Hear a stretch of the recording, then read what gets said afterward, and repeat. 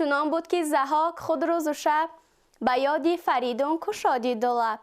بدان برز و بالا زیبی می نشست، دلش ز آفریدون شده پرنهیب. چنین بود که یک روز بر تخت عاج، نهاده به سر بر زی پیروزی تاج. زی هر کشور مهتران را بخواست، که در پادشاهی کند پشت راست. از آن پس چنین گفت با موبدان، که ای پرهنر نامور بخردان. مرا در نهانی یک دشمن است، که بر بخردان این سخن روشن است. ندارم همه دشمنی خردخوار، بترسم همه از بدی روزگار. همه زین فزون بایدم لشکری، هم از مردم و هم زی دیو و پری. یکی لشکر خواهم انگیختن، ابا دیو مردم برآمیختن. بباید بر این بود هم داستان، که من ناشکیبم بدین داستان. یکی محضر اکنون بباید نبشت، که جز تخم نیکی سپهبد نکشت. نگوید سخن جز همه راستی، نخواهد بداد اندر آن کاستی. زی بیم سپهبد همه راستان، بدان کار گشتند هم داستان. در آن منظری اژدها ناگزیر، گواهی نبشتند بر ناو و پیر. همانگه یک و یک زی درگاه شاه، برآمد خروشیدنی دادخواه. ستم دیده را پیش او خواندند، بر این نامدارانش بنشاندند. بدو گفت مهتر بر روی دیژم، که برگوی تا از کی دیده ای ستم. خروشید و زد دست بر سر ز شاه، که شاها منم کاوه دادخواه. بده دادی من آمدستم دوان، همه نالم از تو برنجی روان. اگر دادم بود کاری تو، بیفزاید ای شاها مقداری تو. زی تو بر من آمد ستم بیشتر، زنی هر زمان بر دلم نیشتر. ستمگر نداری تو بر من روا، به فرزندی من دست بردن چرا؟ مرا 18 پسر بود در جهان، که از ایشان یکی مانده است این زمان. بیفزای و بر من یکی در نگر، که سوزان شود همزمانم جگر. شاها من چی کردم یکی بازگوی، وگر بیگناهم بهانم مجوی.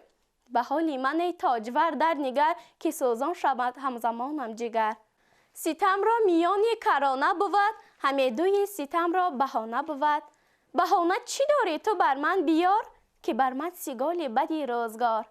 یکی بیزیان مردی آهنگرم، زی شاه آتش آید همه بر سرم. تو شاهی وگر اژدها پیکری، بباید بر این داستان داوری. اگر 7 کشور به شاهی تو راست، چرا رنج و سختی همه بهر ماست؟ شمارت به من بباید گرفت، بدان تا جهان مانند در شگفت. مگر کس شماری تو آید پدید، که نوبت به فرزندی من چون رسید. که مارانت را مغز فرزندی من، همه داد باید به هر انجمند. سپهبد به گفتاری او بنگرید، شگفت ماندش که سخنها شنید. بدو باز دادن فرزندی او، به خوبی بجستند پیوندی او. بفرمود پس کاوه را پادشاه، که باشد بدان محضر او را گواه. چو برخواند کاوه همه محضرش، سبک سوی پیرانی آن کشورش. خروشید که پای مردانی دیو، بریده دل از ترس کیهان خدیو. همان سوی دوزخ نهاده روی، سپرده دلها به گفتاری او. نباشم بدین محضر اندر گواه، نه هرگز براندیشم از پادشاه. خروشید و برجست لرزان ز جای، بدرید و بسپرد محضر پپای. گرانمایه فرزندی او پیش او، از ایوان برون شد خروشان به کو. میهان شاه را خواندند آفرین، که ای نامور شهریاری زمین. چرا پیش تو کاوه خامگو، بسانی همالان کند سرخ روی. سر و دل پر از کینه کرد و برفت، تو گویی که عهد فریدون گرفت. چو کاوه برون آمد از پیش شاه، بدو انجمن گشت بازارگاه. همه برخروشید و فریاد خوان، جهان را سراسر سویداد خوان. خروشان همه رفت نیزه به دست، که ای نامدارانی یزدان پرست.